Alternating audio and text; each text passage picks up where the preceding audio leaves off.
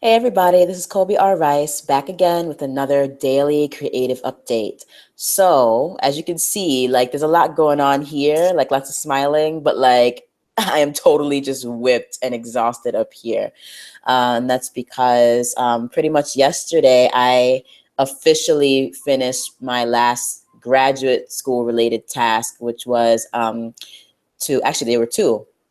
I took my final for my theater management class, which was really straightforward and pretty easy. So that was awesome. And then I also did a portfolio defense and review with my committee for the MFA program I'm a part of. And that assignment was essentially for us to pick a piece of creative work, scholarly work, dramaturgical, or production work that we completed during the semester and present it to the faculty as a part of our portfolio and explain how not only is this contributing to our growth, but basically how this particular piece grew or emerged from the courses or the work that we did this semester. And I would say that I pretty much rocked the crap out of my presentation, mostly because I've been working on the particular project I presented for most of the semester. And I don't know if I necessarily convinced certain people on my committee that the project was connected to their class, but that's completely okay because I had a mix of academic, theoretical, and methodological classes this semester. And then the other half of my classes were art and production related. And each of the classes, as I explained to you guys in the first entry, really did do a lot to contribute to the project at large. Like the theory and the methodological classes really helped me to put together a lit review that would be helpful for grant applications for my project. The production class and the dramaturgy class really contributed to the way that I am thinking about the project and its format, its structure, the look of it, how to interact with disenfranchised communities, how to create programs and productions that really bring together communities and underserved and underheard voices. And then my theater management class really essentially helped me to develop the mission, goals, values, and vision of the actual project itself so that I can have a sort of a core set of beliefs and values that I am adhering to as I try to launch this project. And as we're trying to use the arts to serve underserved communities. And on top of it, I also learned a lot about non-for-profit management as well as grants and earned and unearned income, all of which were extremely beneficial to not only the project I'm working on, but also to my personal knowledge as an artist. So yeah, that was pretty intense, but I felt very confident and I'm very happy with where the project is right now. Just to let you guys know, the project itself is called the Collaborative Arts Festival. And basically, it's essentially a mini Sundance festival, except in Tucson, Arizona. And we are bringing, or we're going to try to bring together as of 2019, rather as of 2018, that summer, we're trying to put on a creative institute that will bring free education and free creative training to people who are literally non-theater makers and non-filmmakers, either because they don't have the access or the opportunity or the resources or anything like that to make their own films or theater productions or write plays, or they don't have the support at home to go and pursue the arts as an actor. And we are just trying to use the festival to fill in those missing educational and infrastructural components so that, community members, particularly youth and students, feel empowered and have the resources to engage in art making in the theater arts and in the film and television arts. So we're going to be running an institute in summer of 2018. At least that's our hope if we get the funding. And then that following spring 2019, we're going to put on a showcase and an exhibition of all of the works that the students and youth are working on or were working on throughout the Summer Institute and beyond.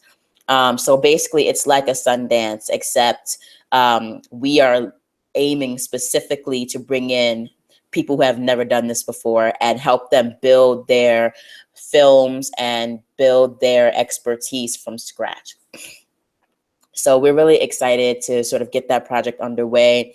And it's going to take pretty much my entire remaining 2 years here, because pretty much I only have 2 more years to get this off the ground, because in 2 years, literally we'll be 3 months out from our first actual exhibition. And actually in a year and a half, we'll be right at the beginning of the Creative Institute programming, which we need to have in place and teachers hired for that, like a year to 6 months to a year ahead of time. So I presented all of that to my committee. And in a lot of ways, it sort of goes above and beyond what was being asked for the portfolio. But because I'm doing this for my master's thesis, and this is also something that is a part of my mission as the founder, creative director, and CEO of Rebel Ragdoll, the brand, I think that it's important to really put my all into this project so that not only can I start giving back to the community in various ways, but I can also start building up the charitable and philanthropic arm of Rebel Ragdoll via the Dollhouse Foundation, which I am going to establish at some point within this next year. I was really considering whether or not to establish the Dollhouse Foundation as a non-for-profit 501c3 and have that be a part of my mission. And I already knew that I wanted to establish this foundation. I just wasn't sure when I should do it. But this actually seems like an opportune time to do it, especially because I'm trying to put together this collaborative arts festival, and to have the Dollhouse Foundation be a primary sponsor of this festival really links the two together, the festival and the foundation, and allows the foundation to really launch with the Collaborative Arts Festival as its major premier charitable events and charitable initiative that I hope to repeat in years to come. So yeah, it's a lot. I know I'm a dream builder. That's what I try to do. Rebel Ragdoll is like the bigger brand. And then you have, or the plan is to build up Rebel Ragdoll Press, Rebel Ragdoll Productions, Chick Rogue Studios, The Bohemian Badass, and the Dollhouse Foundation as like the 5 pillars of the Rebel Ragdoll brand. And just giving back to the community and involving the community in the arts, helping them to maintain an artistic lifestyle and to create a sustainable lifestyle based on their art is very important to me, because a lot of us really neglect the arts because we just don't feel as though we can do it, one, or that we can make a living off of it, too. So anyway, I'm going to save the explanation and the sort of like manifestation of all my projects. Like, I'm going to save that for one of my later updates, because again, as I told you guys before, I will be introducing you guys more intimately to pretty much all the projects I'm working on and like the business or fempire that I'm trying to build up. But this is not that journal entry because I have a lot to do. I have to like clean the house and finish this laundry and go get my daughter because she's awesome, and then work on some creative writing stuff because I missed out on my words yesterday for the Iron Maiden. So that's the start of my update. A couple of other creative updates. Let's see, today's the 14th, yesterday was the 13th. Oh yeah, so the big other major thing I did, and I'm gonna actually show you guys this, is that I officially, after taking this screenwriting class in writing horror films, I have officially finished the horror novel writing template that I was building in Scrivener, and the horror screenwriting template that I was building in Scrivener. As you guys will discover about me, and I wasn't very clear about this before, but I'm a cinematic writer. So even when I'm writing novels, I write novels the same way, or rather I build novels the same way that I build my screenplays, from a very cinematic perspective. You know, I use a 3-act structure, I use sequences, I use beats, I use the 5 plot points, and I'm actually putting together a course on that for you guys. It's called Plot Like a Badass, but I use those plotting techniques I break my scenes down using breakdown sheets so that I know what elements I need in my scenes and what elements I can enhance in my scenes. I storyboard, like I build novels and write novels the same way that I do my screenplays and my films. So the way that I put together these horror novel writing templates and the horror screenwriting templates are all based on cinematic principles. And at some point, because I'm still working on this, I was actually working on this right before I broadcast to you guys.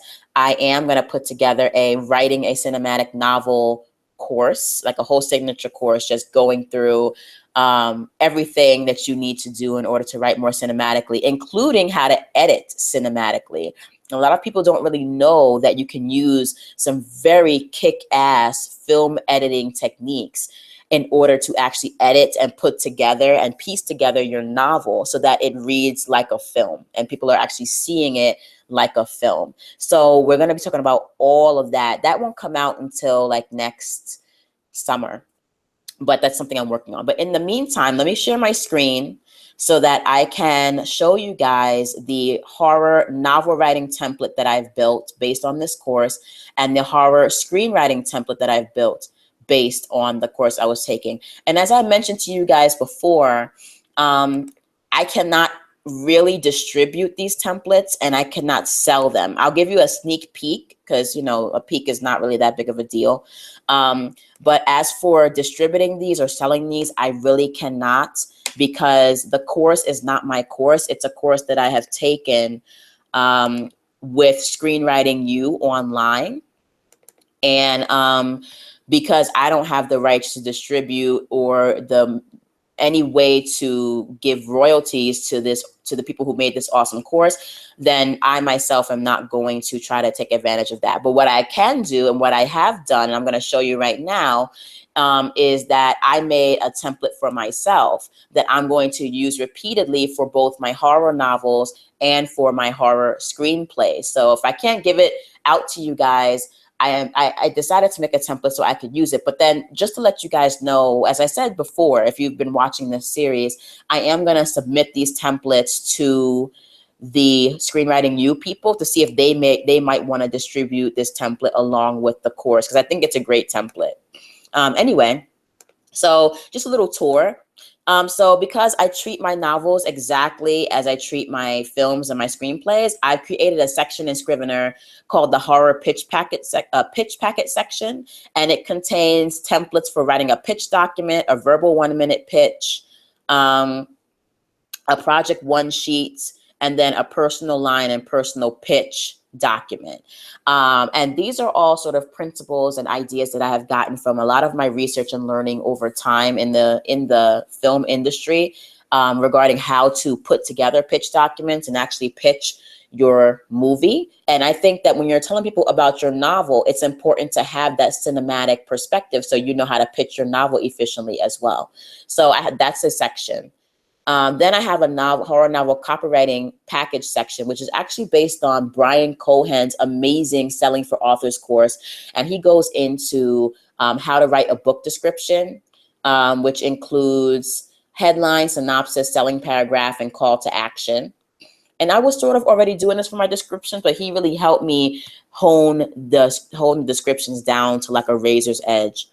How to write review requests if you're trying to get people to review your novel. How to write ad copy if you're using Facebook or Instagram or Twitter ads. How to basically write short, sweet, hard-punching copies to get people to click through to your website and buy.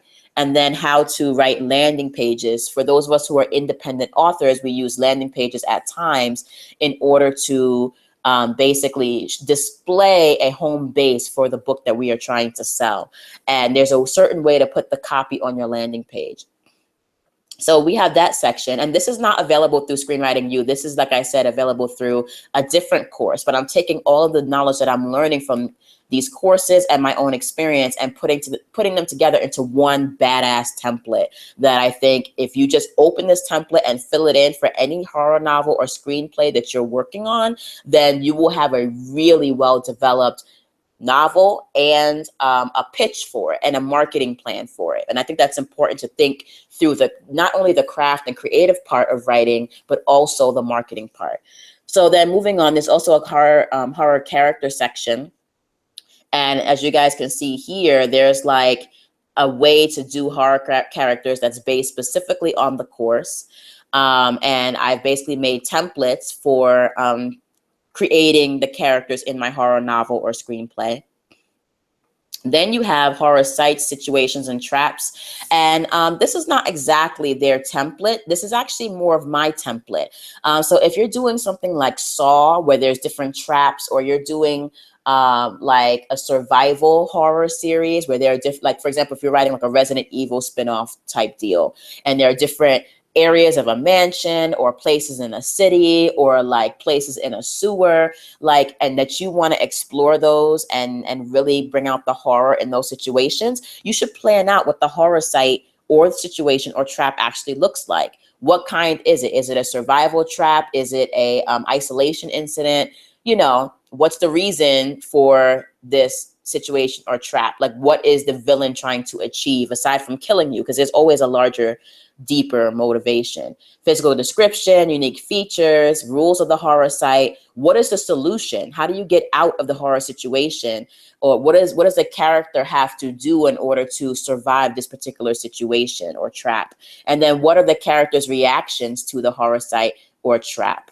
And then as you see, for the details of the horror site itself, I've used a breakdown sheet, because using a cinematic breakdown sheet really, again, helps you to visualize every part of your scene and situation and milieu that is important to bringing out those little teeny details that give a sense of place and gives three-dimensionality to your situation, and just really will stay with your readers because you've done things, you've spun out the story in such great detail. And then here's the actual novel plotting situation here, that basically by going through each of these steps, these 16 steps, because there's a step 0 here, you can plot out a amazing kick-ass horror novel by just going through each one of these steps here and planning out your novel on a plot level. And I cannot show you these individually because this is actually the bulk of the course that I took. All right. And this little table of contents is fine to show you because this is the same table of contents they use to advertise their course. So it's public domain material. But so if you want this meaty, chunky, amazing part with all these mini breakdowns and mini steps that I'm putting out here for you, then you should really take the course. And I'm going to see if Screenwriting U will actually take this template so they can send it to you. Because using this template, like I said, this class blew me away like no other class I've ever taken before. And I am positive that I could write really amazing horror novels, whether they're slasher films, psychological horror, or survival horror. I feel like I can knock it out of the park every single time because I have these little templates that I'm using. So that's the plotting part of the template. And then this is actually this is the right here, the Havel plot editing tool section. That's actually a tool section that I created myself, and it's based on my Plot Like a Badass course, except it's a little bit tailored to the horror genre. So this is something that I'm personally going to use after I'm done plotting out my novel completely in this section. And after I'm done writing the actual novel, I can always go back and just kind of streamline and make sure that I have all the necessary components of a really good plot. Because it's one thing to have a great horror plot and to have character deaths and horror situations or survival situations, but you still need to make sure that the novel itself flows and the story flows based on cinematic structure, because there is always an underlying basic cinematic structure that you should be following, in addition to having the structure that is required for the genre in question, which is horror in this case. So this is an important part of the editing tools, which I'm also not going to show you because this is a part of my signature course that's actually a paid course that's coming up, but you can see some of the modules and table of contents by looking here. And then, of course, there is a section for the actual horror manuscript. And there's nothing here, but if you know anything about Scrivener, you know you can actually break your manuscript down into chapters, which can be exemplified through folders, and then scenes, you know, and you can add endless scenes here and literally write each scene to stand on its own. Once you have done all this other work, you can then come here and write all your scenes and then organize them and move them around into chapters. And which is why I really adore the power of Scrivener, because it takes all the things we need as artists and as writers and puts all the tools together so we can really create the badass, kick-ass writing that we want to make in this world. And then these two other ones, front matter and template sheets, these just automatically open and come with each of your templates. Like if you go to Scrivener here and you click on new projects, you have a variety of templates to choose from, right? And each of these templates has like a basic set of folders it comes with, which includes front matter and template sheets. So I just left those there. I'm not going to use them probably, but they're important. But basically, I just want to show you guys really quickly as like a conclusion, the horror novel template, this is it. So if I wanted to create a new horror novel, all I have to do is double click on this, name the novel, and then work with this template that it's going to bring up for me. And I can literally just take this template and send it off to as many people as I want to. Again, I'm not going to because it's not my intellectual property, but that's something that I could do once I'm done creating templates. And as you see here, the Plot Like a Badass novel edition that I put together for my personal course, and then the Plot Like a Badass prologue and epilogue edition is another template I've created for my course, which basically shows you how to plot a novel, but also add prologues and epilogues to them. So Scrivener is very powerful for helping you to create the basic structure or the more comprehensive structure that you need to really make your scripts and your novels pop. I guess as a brief tour of Scrivener, you know, you have the fiction, you can do fiction, novels, novel with parts. If you want to make your own templates like I've done, you can do that. There's nonfiction you can use, a nonfiction section. So if you have to write a paper for school, they have APA format, MLA format, proposal format, nonfiction with subheads. If you're just writing a regular nonfiction book, you can do that. They have Chicago style, they have undergraduate humanities style. They also have screenwriting software, or a screenwriting option where I've created my own badass horror screenplay template, but basically I've just taken all of the building blocks that I have here and put them in the screenplay template. But instead of having a manuscript here where I have endless scenes, it's in a screenplay format where I'll have endless screenplay pages. And I guess let me just show you guys that for a second to show you what it looks like, because it's pretty much all the same, except in the screenplay template, I have screenplay scenes. So let me just do like a quick untitled thing here, just to show you, because it's going to be the same thing, but you'll see the difference in a second. Okay, so you see everything that I had in the other novel template was the same, but then when you get to horror screenplay, you have a scenes folder, and you see the icon here is a little different for scenes. Here, instead of writing a novel, it's giving me a screenplay format, so I can do like interior, exterior, car, right? Day or whatever, daytime. Here's my action line. I can start putting in character dialogue. This is Colby R. Rice talking, etc. You know, so that's pretty much what the difference is between the novel format and the screenplay format. It's just about how the text comes out. And I love this screenwriting software because it comes out exactly the same way as if you would do it in Final Draft or any other screenplay software. And you can write your scripts in Scrivener and export them to a Final Draft file format, so that like if you need to open the script in Final Draft, like you can do that because you have the format already ready, because you exported it from Scrivener. Same thing with fiction. I can export my novel as a PDF, as a print version, as an ebook, in Mobi file format, and in EPUB format. Scrivener is just amazing and powerful, and it's the combination of Scrivener and these amazing classes that I'm taking that really allow me to take my writing and take my creative journey to the next level.